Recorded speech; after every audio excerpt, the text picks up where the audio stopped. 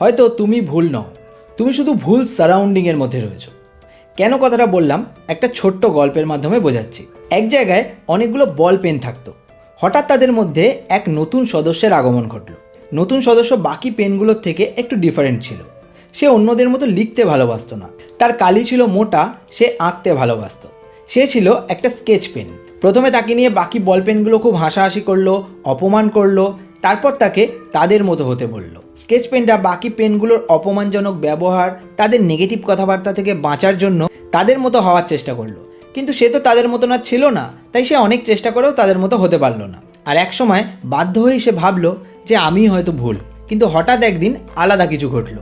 সেই পেনগুলো যার ছিল সে তাকে নিয়ে তার ছেলের কাছে দিয়ে এলো। সে দেখলো সেখানে তার মতো রং বেরঙের আরও অনেক স্কেচ পেন রয়েছে। ছেলেটা তাকে হাতে তুলে নিল, তার সামনে থাকা সাদা পাতায় সে আঁকতে শুরু করলো।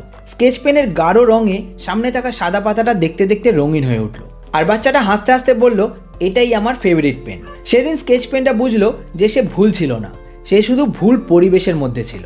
বল পেনগুলোর ভিড়ের মধ্যে সে হয়তো ছিল অপ্রয়োজনীয়, কিন্তু আঁকার খাতায় সেই ছিল হিরো।